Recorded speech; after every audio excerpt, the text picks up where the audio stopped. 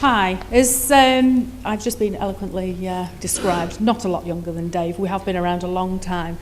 But more interestingly, I've been around a long time with Heather. Heather and I started our careers in Bolton Council. Heather was a trainee, so she's a lot younger than I am. But it was exciting even then, and I think both Heather and I set off on our careers. We both went our separate ways, although we both stayed in the north. And listening to her presentation then, very much I've encountered exactly the same issues and problems that Heather has had now latterly at Lancaster.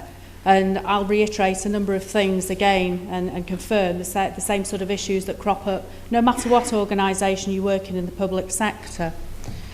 Latterly, I worked at Stockport Council and we actually outsourced the property services into MPS, and I was the managing director there, but kept a very close working relationship with Stockport, which was exceptionally important in trying to look at the new agendas for the government and where they were going, and in particular trying to encourage the partnership working that Heather was just explaining.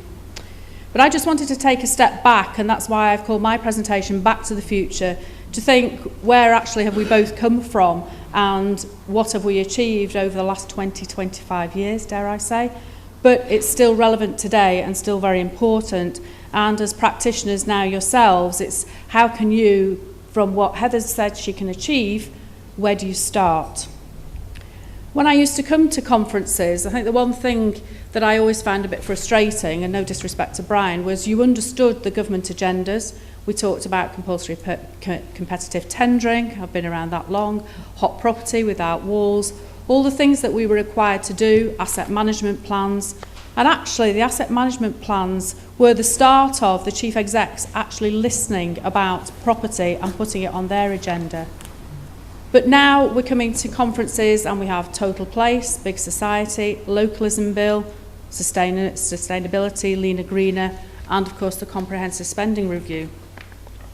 I did find it very frustrating that actually what has happened with the CSR is that perhaps the councils and the public sector have taken a step back and then bolted at the door by reducing the number of staff, and that's the quickest way to do it, rather than looking at the bigger picture and the context that Heather was talking about. If you actually stand back a bit and actually look at how you could deliver your services in a different way, involve the public sector, your partners, maybe that will produce greater savings at the end of the day. What we were trying to do in Stockport was very much engage with all the other public sector organisations so that we were delivering a better service to the citizen. And again, Heather has said, and honestly we have not colluded in our presentations, but the main themes are coming out in the fact that it is the citizens, it is those people that you provide services to, or your colleagues do, that are driving this and are very important. Their demands are getting more and more important. And only talking to a former colleague who's in the room, can't see Andy at the minute, talking about universities, they are now looking towards what is that student experience, how can they increase and improve that, and that's what we need to look at as property advisors. How can we improve that experience that our users of property are going to have? The one thing that Heather and I both did do was sit there and think, we have got to do something. So what I'm saying to you today is there is no reason why you cannot lead that transformation. Put your head above the parapet. Don't wait to be transformed. Heather has given you the insight of the big picture and what can be achieved. There is absolutely no reason why you can't take home the thoughts from today and the workshops this afternoon about the good ideas that you can move things forward. At the end of the day, every organisation's task is to maintain those delivery of services, and they obviously cost an awful lot of money. Huge savings can be made from the property portfolio, but we need to look in a sensible way and work with our partners to rationalise that estate in a methodical way. Just going back into, certainly when I started at Stockport, the one thing that was happening then, we were reorganising the services as a whole. HR, ICT were centralised. Property was always kept on the outside. I have to say that I've probably been in more departments and directorates than I could ever remember. We moved from legal services to back office to environmental and economy to legal, been all over the place. So nobody ever knew what to do, and property, to be fair, wasn't really on the agenda. A number of organisations outsourced their property function, but always kept a big strategic element within the council. The focus is now turning on property, and I think chief execs, and I hope Heather, at least as probably the only chartered surveyor as a deputy chief exec, I don't think we ever managed to get up to those high echelons. But in order to get up there and get property on the agenda is really, really important. If the management of the property portfolio is done effectively and efficiently, the savings can be made and the capital and revenue savings can be substantial.